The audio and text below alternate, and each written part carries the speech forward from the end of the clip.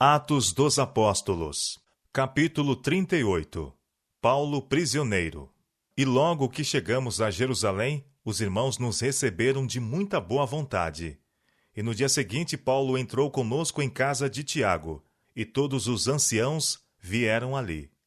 Atos capítulo 21, versos 17 e 18. Nessa ocasião, Paulo e seus companheiros formalmente apresentaram aos dirigentes da obra em Jerusalém as contribuições enviadas pelas igrejas gentílicas para o sustento dos pobres existentes entre os irmãos judeus. A arrecadação dessas contribuições havia custado ao apóstolo e a seus cobreiros muito tempo, profunda ansiedade e intenso trabalho. A importância, que excedia em muito a expectativa dos anciãos de Jerusalém, representava muitos sacrifícios e mesmo severas privações da parte dos crentes gentios. Essas ofertas voluntárias traziam a lealdade dos conversos gentios para com a obra de Deus organizada em todo o mundo, e deviam ter sido por todos recebidas com grato reconhecimento. Entretanto, era manifesto a Paulo e seus cobreiros que mesmo dentre aqueles diante de quem agora estavam, havia alguns que eram incapazes de apreciar o espírito de amor fraternal que prodigalizara as ofertas.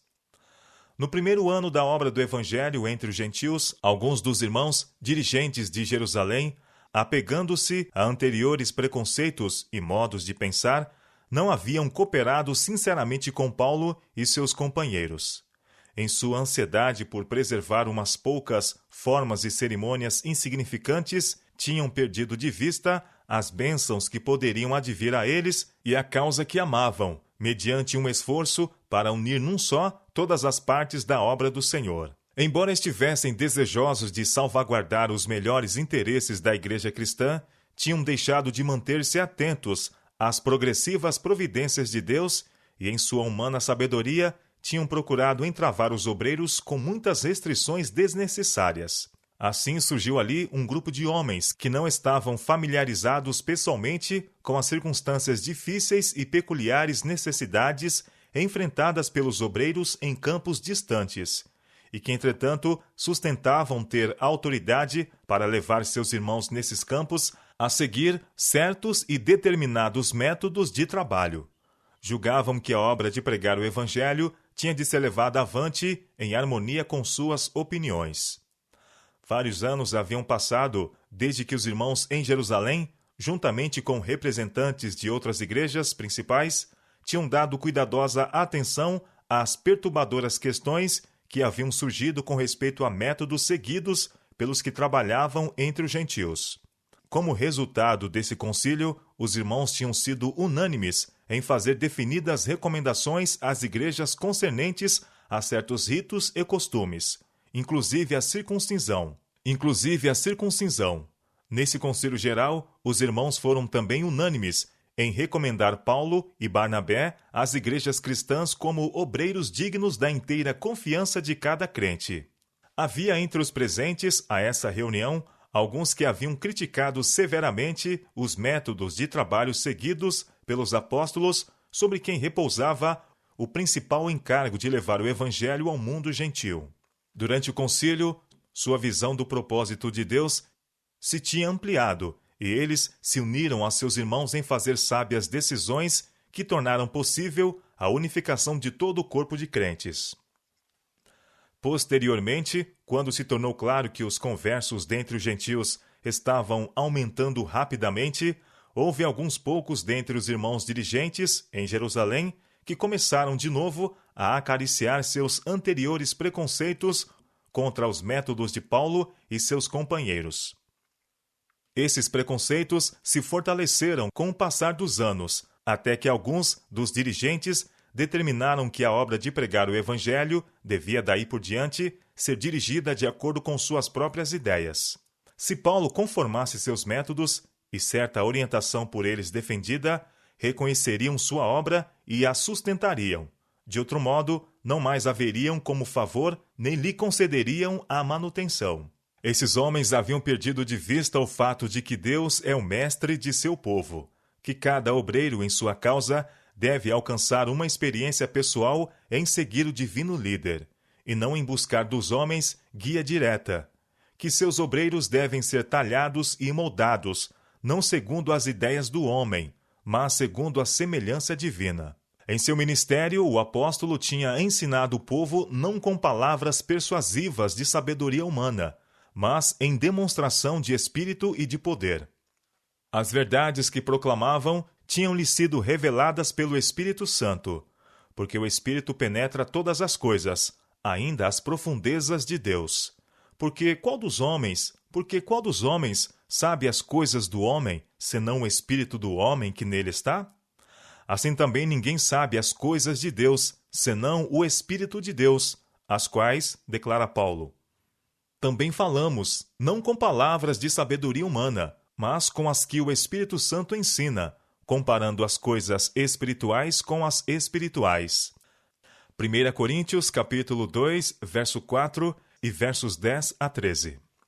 Através de seu ministério, Paulo tinha buscado orientação direta de Deus. Ao mesmo tempo, tinha sido muito cuidadoso em trabalhar em harmonia com as decisões do Concílio Geral de Jerusalém. E como resultado, as igrejas eram confirmadas na fé e cada dia cresciam em número. Atos capítulo 16, verso 5. E agora, apesar da falta de simpatia mostrada por alguns, encontrava conforto na tranquila consciência de que havia cumprido seu dever ao encorajar em seus conversos um espírito de lealdade, generosidade e amor fraternal, como se revelou nessa ocasião nas contribuições liberais que lhe foi possível colocar diante dos anciãos judeus.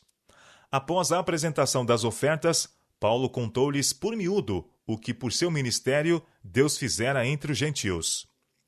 Essa exposição de fatos levou ao coração de todos, mesmo dos que tinham estado a duvidar, a convicção de que a bênção do céu tinha acompanhado o seu trabalho.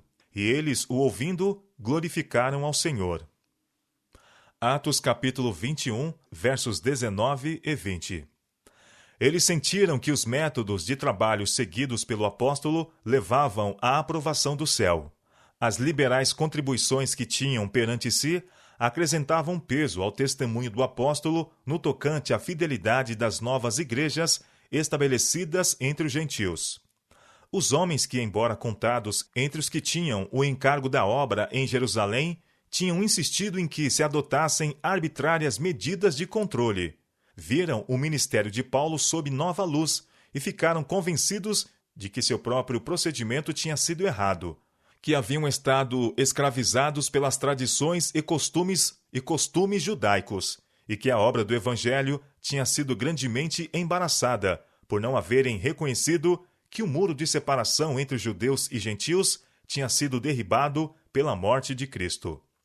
Foi essa uma áurea oportunidade para todos os irmãos dirigentes francamente confessarem que Deus operara por Paulo e que haviam por vezes errado, permitindo que os boatos dos inimigos despertassem neles inveja e preconceito.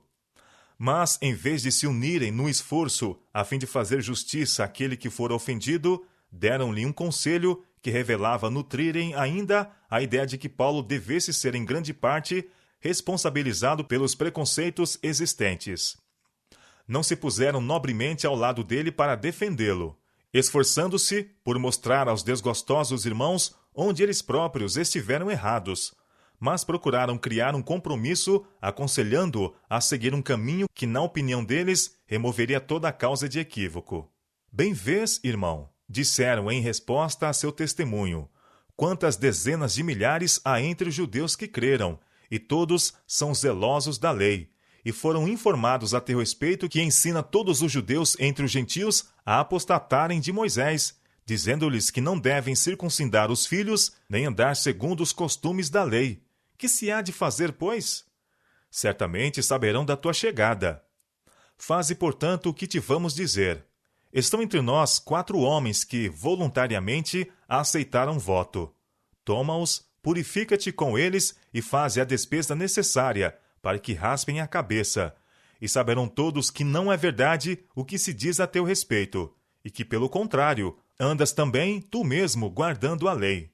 Quanto aos gentios que creram, já lhes transmitimos decisões para que se abstenham das coisas sacrificadas a ídolos, do sangue da carne de animais sufocados e das relações sexuais ilícitas. Atos capítulo 21, versos 20 a 25.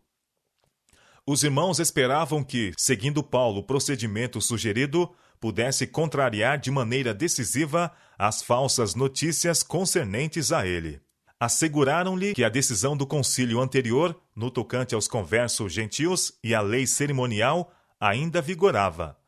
Mas o conselho agora dado não estava em harmonia com aquela decisão. O Espírito de Deus não ratificou essa instrução. Foi ela fruto da covardia. Os líderes da igreja em Jerusalém sabiam que, por não se conformarem com a lei cerimonial, os cristãos atrairiam sobre si o ódio dos judeus e se exporiam à perseguição. O Sinédrio estava fazendo o máximo para deter o progresso do Evangelho. Por ele foram escolhidos homens para seguirem os apóstolos, especialmente Paulo, e por toda maneira possível opor-se à sua obra. Se os crentes em Cristo fossem condenados pelo Sinédrio como quebrantadores da lei, seriam levados a sofrer imediata e severa punição como apóstatas da fé judaica. Muitos dos judeus que haviam aceitado o Evangelho acariciavam ainda certa deferência pela lei cerimonial e estavam demasiado dispostos a fazer perigosas concessões, esperando assim ganhar a confiança de seus concidadãos, remover seus preconceitos e ganhá-los para a fé em Cristo como Redentor do mundo. Paulo compreendeu que, por todo o tempo em que muitos dos principais membros da igreja em Jerusalém continuasse a manter o preconceito contra ele, procurariam constantemente prejudicar sua influência. Acreditava que, se por alguma concessão razoável pudesse ganhá-los para a verdade, removeria um grande obstáculo ao êxito do Evangelho em outros lugares. Não se achava, porém, autorizado por Deus para ceder tanto quanto pediam. Quando pensamos no grande desejo de Paulo em harmonizar-se com seus irmãos, sua bondade para com os fracos na fé, sua reverência pelos apóstolos que haviam estado com Cristo e por Tiago, o irmão do Senhor, e seu propósito de tornar-se tanto quanto possível tudo para com todos, sem sacrificar princípios, quando pensamos em tudo isso, surpreende menos que ele tenha sido constrangido a se desviar do caminho firme e decidido que até aí seguira. Mas, em vez de alcançar o objetivo desejado, seus esforços pela conciliação apenas precipitaram a crise, apressaram os sofrimentos que lhe estavam preditos, e resultaram em separá-lo de seus irmãos, privando a igreja de uma de suas mais fortes colunas e levando a tristeza aos corações cristãos em toda a parte. No dia seguinte, Paulo começou a executar o conselho dos anciãos. Os 4 homens que haviam feito o voto de Nazireu, cujo termo estava quase cumprido, foram levados por Paulo ao templo, anunciando serem já cumpridos os dias da purificação, e ficou ali até se oferecer por cada um deles a oferta. Atos capítulo 21, verso 26. Certos dispendiosos sacrifícios para a purificação ainda deveriam ser oferecidos. Os que aconselharam Paulo a dar esse passo não haviam considerado bem o grande perigo a que estaria assim exposto. Jerusalém estava, nessa época, regurgitando de adoradores vindo de muitas terras.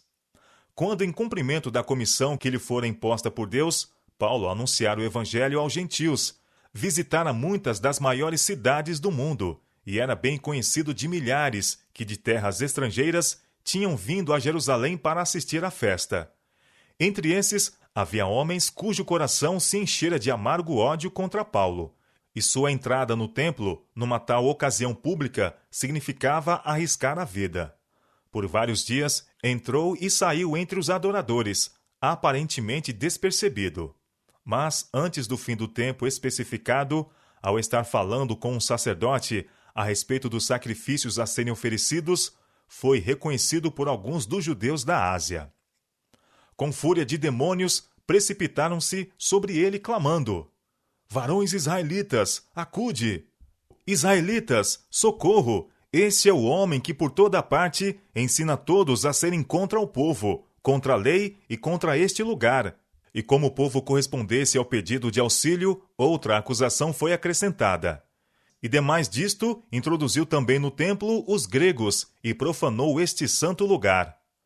Atos capítulo 21, versos 27 e 28. Pela lei judaica, era crime punível com a morte entrar uma pessoa incircuncisa nos pátios internos do edifício sagrado. Paulo tinha sido visto na cidade em companhia de Trófimo, um éfesio, e conjeturou-se que o houvesse trazido ao templo. Isso ele não fizera, e sendo ele mesmo judeu, seu ato de entrar no templo não era violação da lei. Mas, embora a acusação fosse inteiramente falsa, serviu para despertar o preconceito popular. E como o clamor se levantasse e fosse levado aos pátios do templo, as multidões ali reunidas foram lançadas em violento despertar. A notícia rapidamente se espalhou por Jerusalém, e alvoroçou-se toda a cidade, e houve grande concurso do povo. Atos capítulo 21, verso 30.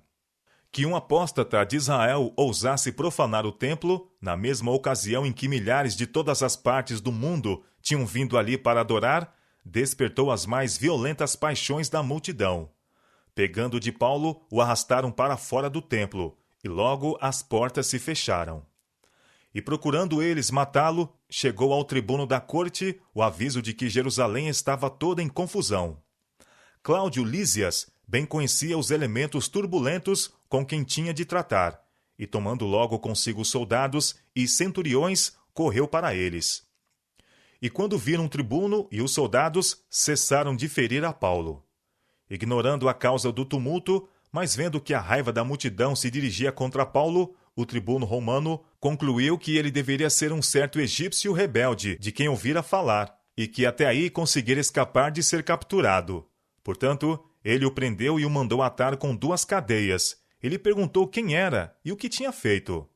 De pronto, muitas vozes se levantaram em altas e raivosas acusações. Uns clamavam de uma maneira e outros doutra. Mas, como nada podia saber ao certo, por causa do alvoroço, mandou conduzi-lo para a fortaleza. E sucedeu que, chegando às escadas, os soldados tiveram de lhe pegar, por causa da violência da multidão, porque a multidão do povo o seguia, clamando: "Mata-o!" No meio do tumulto, o apóstolo estava calmo e senhor de si. Seu pensamento permanecia em Deus, e sabia que anjos do céu estavam ao redor dele. Sentia-se indisposto a afastar-se do templo sem fazer qualquer esforço por apresentar a verdade a seus compatriotas. Quando estava para ser conduzido à fortaleza, disse ao tribuno: "É-me permitido dizer-te alguma coisa?" Lísias respondeu: "Sabes o grego? Não és tu, porventura, aquele egípcio que antes destes dias fez uma sedição e levou ao deserto 4.000 salteadores?"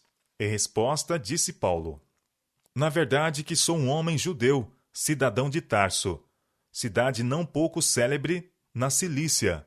Rogo-te, porém, que me permitas falar ao povo." O pedido foi satisfeito, e Paulo, pondo-se em pé nas escadas, fez sinal com a mão ao povo. O gesto atraiu a atenção deles, enquanto seu porte impunha respeito. E feito grande silêncio, falou-lhes em língua hebraica, dizendo: "Varões, irmãos e pais, ouve agora a minha defesa perante vós."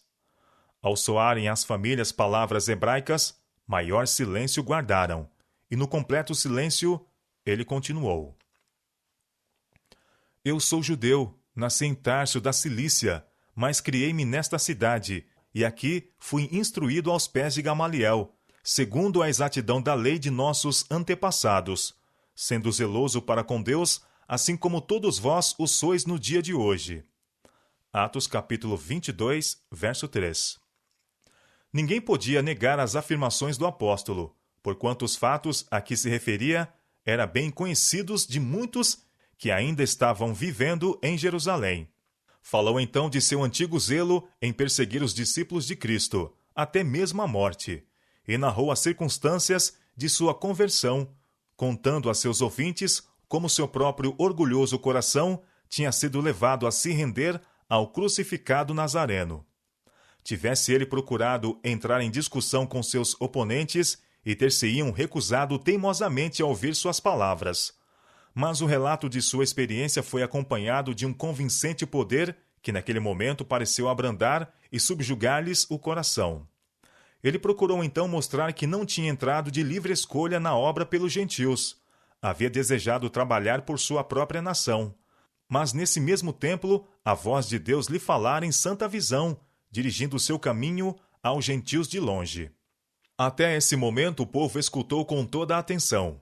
Mas quando Paulo chegou em sua história ao ponto em que fora designado como embaixador de Cristo aos gentios, seu furor irrompeu de novo. Acostumados a considerarem-se como o único povo favorecido por Deus, não estavam dispostos a permitir que os desprezados gentios participassem dos privilégios que até então tinham sido considerados exclusivamente deles. Erguendo suas vozes mais alto que a do orador, clamaram.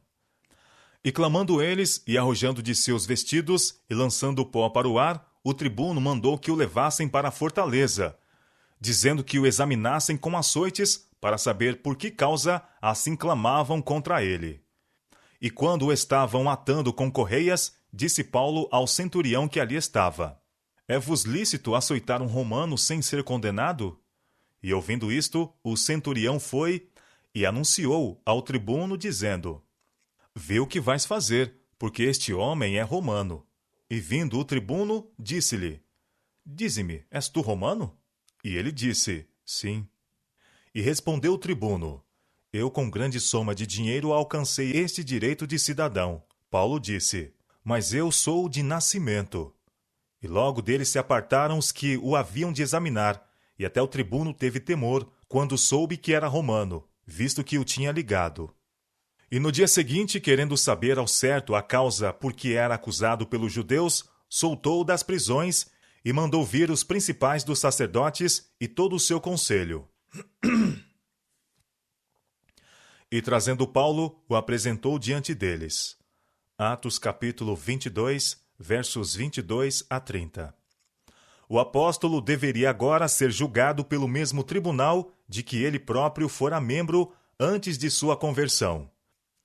Estando perante os príncipes judeus, seu porte era calmo e o rosto revelava a paz de Cristo.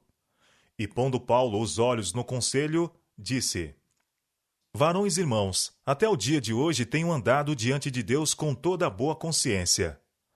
Ao ouvirem estas palavras, reacendeu-se-lhes o ódio, e o sumo sacerdote, Ananias, mandou aos que estavam junto dele que o ferissem na boca.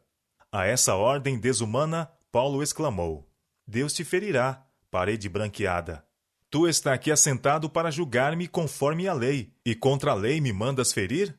E os que ali estavam disseram: Estás injuriando o sumo sacerdote de Deus?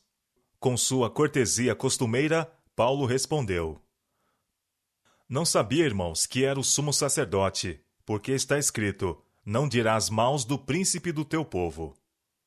E Paulo, sabendo que uma parte era de saduceus e outra de fariseus, clamou no conselho: Varões irmãos, eu sou fariseu, filho de fariseu. No tocante à esperança e ressurreição dos mortos, sou julgado. E havendo dito isto, houve dissensão entre os fariseus e saduceus, e a multidão se dividiu. Os dois partidos começaram a discutir entre si, e assim se quebrara a força de sua oposição contra Paulo. Levantando-se os escribas da parte dos fariseus, contendiam, dizendo: Nenhum mal achamos neste homem, e se algum espírito ou anjo lhe falou, não resistamos a Deus.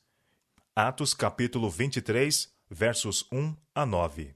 Na confusão que se seguiu, os saduceus esforçavam-se ardorosamente para apoderar-se do apóstolo, para que o pudessem matar, e os fariseus estavam igualmente empenhados em seus esforços para o proteger. O tribuno, temendo que Paulo fosse despedaçado por eles, mandou descer a guarda, para que o tirassem do meio deles e o levassem para a fortaleza. Atos capítulo 23, verso 10. Mais tarde, enquanto refletia sobre as experiências decisivas daquele dia, Paulo começou a recear que sua conduta pudesse não ter sido agradável a Deus. Seria afinal que houvesse cometido um erro visitando Jerusalém? Teria seu grande desejo de estar em união com seus irmãos levado a esse desastroso resultado? A posição que os judeus, como povo professo de Deus, ocupavam perante o mundo incrédulo, causava ao apóstolo intensa angústia de espírito. Como os considerariam esses oficiais pagãos? Alegando ser adoradores de Jeová e exercendo o sagrado ofício, entregaram-se, não obstante, ao controle de uma ira irrazoável e cega, procurando destruir até mesmo a seus irmãos que ousavam diferir deles em fé religiosa, e tornando o seu mais solene conselho deliberativo numa cena de batalha e selvagem confusão. Paulo sentia que o nome de seu Deus tinha sido desonrado aos olhos dos pagãos. E agora estava ele na prisão, e sabia que seus inimigos, em sua desesperada maldade, recorreriam a todos os meios para dar-lhe a morte. Seria o caso de estar sua obra pelas igrejas terminada e que lobos vorazes estivessem para se introduzir nela? A causa de Cristo estava muito perto do coração de Paulo, e com grande ansiedade pensava nos perigos das igrejas espalhadas, expostas como estavam às perseguições de homens, precisamente como os que encontrara no conselho do Sinédrio. Com angústia e desfalecimento, chorou e orou. Nessa hora tenebrosa, o Senhor não se esqueceu de seu servo. Guardara-o da multidão assassina nos pátios do templo. Estivera com ele perante o conselho do Sinédrio. Com ele estava na fortaleza. E se revelou como a sua fiel testemunha em resposta às fervorosas orações do apóstolo.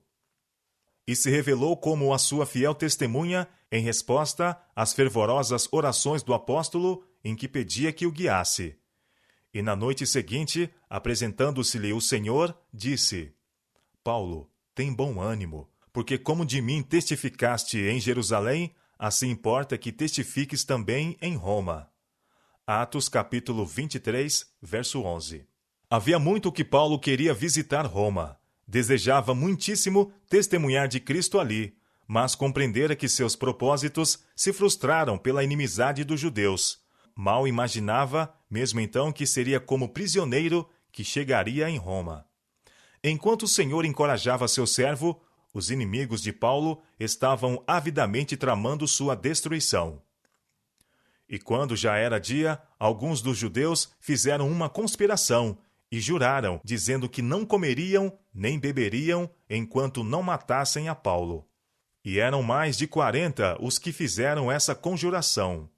Atos capítulo 23, versos 12 e 13. Aqui estava um jejum, tal como o Senhor condenara por intermédio de Isaías. Um jejum para contendas e debates, e para darem punhadas impiamente. Isaías capítulo 58, verso 4. Os conspiradores foram ter com os principais dos sacerdotes e anciãos, e disseram: Conjuramo-nos, sob pena de maldição, a nada provarmos até que matemos a Paulo. Agora, pois, vós, com um conselho, rogando ao tribuno que vô-lo traga amanhã, como querendo saber mais alguma coisa de seus negócios, e antes que chegue, estaremos prontos para o matar. Atos capítulo 23, verso 15. Em lugar de reprovar esse plano cruel, os príncipes e sacerdotes mais que depressa o aceitaram. Paulo havia dito a verdade quando comparou Ananias a um sepulcro branqueado. Mas Deus se interpôs para salvar a vida de seu povo. O filho da irmã de Paulo, ouvindo dessa cilada dos assassinos, foi e entrou na fortaleza e o anunciou a Paulo. E Paulo, chamando a si um dos centuriões, disse: Leva este mancebo ao tribuno, porque tem alguma coisa que lhe comunicar. Tomando-o ele, pois, o levou ao tribuno e disse: O preso Paulo, chamando-me a si, me rogou que te trouxesse este mancebo, que tem alguma coisa para dizer-te. Atos capítulo 23, versos 16 e 18. Cláudio Lísias recebeu o jovem bondosamente e, tomando-o à parte, perguntou: Que tens que me contar? O jovem respondeu: Os judeus se concertaram rogar-te que amanhã leves Paulo ao conselho, como que tendo de inquirir dele mais alguma coisa ao certo. Mas tu não o creais, porque mais de 40 homens, dentre eles, lhes andam armando ciladas, os quais se obrigaram, sob pena de maldição, a não comerem nem beberem, até que o tenham morto. E já estão apercebidos, esperando de ti promessa. Então o tribuno despediu o mancebo, mandando-lhe que a ninguém dissesse que lhe havia contado aquilo. Atos capítulo 23, versos 19 a 22. Lísias imediatamente decidiu transferir Paulo de sua jurisdição para a de Félix, o procurador. Como um povo, os judeus estavam num estado de agitação e irritação e eram frequentes os tumultos. A presença permanente do apóstolo em Jerusalém podia levar a consequências perigosas para a cidade e até mesmo para o próprio comandante. Assim, pois, chamando 2 centuriões, lhes disse: aprontai para as 3 horas da noite 200 soldados, e 70 de cavalo, e 200 arqueiros para irem até Cesareia. E aparelhai cavalgaduras, para que, pondo nelas a Paulo, o levem salvo ao presidente Félix. Atos capítulo 23, versos 23 e 24. Nenhum tempo devia ser perdido em enviar Paulo. Tomando, pois, os soldados a Paulo, como lhe fora mandado, o trouxeram de noite a Antipátride. Atos capítulo 23, verso 31. Deste lugar, os cavaleiros foram com prisioneiro para Cesareia, enquanto os 400 soldados retornaram a Jerusalém. O oficial a cujo cargo estava o destacamento entregou a Félix o prisioneiro, apresentando também uma carta que lhe tinha sido confiada pelo tribuno. Cláudio Lísias a Félix, potentíssimo presidente, saúde. Esse homem foi preso pelos judeus, e estando já a ponto de ser morto por eles, sobrevim eu com a soldadesca, e o livrei, informado de que era romano, apresentando também uma carta que lhe tinha sido confiada pelo tribuno. E querendo saber a causa por que o acusavam, o levei ao seu conselho, e achei que o acusavam de algumas questões da sua lei, mas que nenhum crime havia nele digno de morte ou de prisão. E sendo-me notificado que os judeus haviam de armar ciladas a esse homem, logo tu enviei, mandando também aos acusadores que perante ti digam o que tiverem contra ele. Passa bem. Atos capítulo 23, versos 26 a 30. Após ler a comunicação, Félix inquiriu de que província era o prisioneiro, e informado que da Cilícia, disse: ouvir-te-ei, quando também aqui vierem os teus acusadores. E mandou que o guardassem no pretório de Herodes. Atos capítulo 23, verso 35. O caso de Paulo não era o primeiro em que um servo de Deus encontrava entre os pagãos um abrigo da maldade do professo povo de Jeová. Em sua cólera contra Paulo, os judeus haviam acrescentado mais um crime ao tenebroso catálogo que marcava a história desse povo. Haviam endurecido mais o coração contra a verdade e tornado mais certa a sua condenação. Poucos compreendem o amplo significado das palavras ditas por Cristo quando na sinagoga de Nazaré apresentara-se como o ungido. Ele anunciara sua missão de confortar, abençoar e salvar os aflitos e pecadores. E então, vendo que a incredulidade e o orgulho controlavam o coração de seus ouvintes, ele recordou que no passado Deus se havia retirado de seu povo escolhido por causa de sua incredulidade e rebelião, e se tinha manifestado aos das terras pagãs que não haviam rejeitado a luz do céu. A viúva de Sarepta e Naamã da Síria tinham vivido à altura de toda a luz que possuíam. Assim foram eles considerados mais justos que o povo escolhido de Deus que se tinha desviado dele, e sacrificado o princípio, a conveniência e a honra mundana. Cristo disse aos judeus de Nazaré uma terrível verdade, quando declarou que com um apóstata Israel não havia segurança para o fiel mensageiro de Deus. Eles não reconheceriam seu valor, nem apreciariam seus labores. Enquanto os dirigentes judeus professavam ter grande zelo pela honra de Deus e o bem de Israel, eram inimigos de ambos. Por preceito e exemplo, estavam levando o povo mais e mais longe da obediência a Deus, guiando-o onde Deus não poderia ser sua defesa no dia da angústia. As palavras de reprovação do Salvador aos homens de Nazaré aplicavam-se, no caso de Paulo, não apenas aos incrédulos judeus, mas a seus próprios irmãos na fé. Houvessem os dirigentes na igreja abandonado inteiramente seus sentimentos de amargura contra o apóstolo, aceitando-o como alguém especialmente chamado por Deus para levar o evangelho aos gentios, e o Senhor o teria poupado para eles. Deus não havia ordenado que os trabalhos de Paulo tão cedo tivessem fim, mas não operou um milagre para conter o encadeamento de circunstâncias que a atitude dos dirigentes da igreja em Jerusalém haviam provocado. Esse espírito está ainda produzindo os mesmos resultados. A negligência em apreciar e aproveitar as provisões da divina graça tem privado a igreja de muitas bênçãos. Quantas vezes teria o Senhor prolongado a obra de um fiel ministro, tivesse seu trabalho sido apreciado? Mas, se a igreja permite ao inimigo perverter o entendimento, de maneira que representem e interpretem mal as palavras e os atos do servo de Cristo, se permitem opor-se-lhe e estorvar a utilidade própria, o Senhor às vezes remove deles a bênção que ele deu. Satanás está constantemente operando por meio de seus agentes para desanimar e destruir aqueles a quem Deus tem escolhido para realizar uma grande e boa obra. Podem eles estar prontos para sacrificar mesmo a própria vida para o avançamento da causa de Cristo. Não obstante, o grande enganador sugerirá a seus irmãos dúvidas referentes a eles, que, se mantidas, minarão a sua confiança em sua integridade de caráter, impedindo assim sua utilidade. Muitas vezes ele alcança êxito em acarretar sobre eles, por intermédio de seus próprios irmãos, tal tristeza de coração que graciosamente se interpõe para dar repouso a seus perseguidos servos.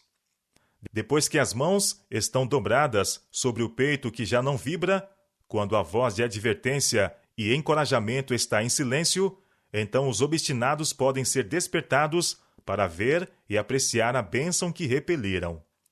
Sua morte pode realizar o que sua vida não conseguir fazer.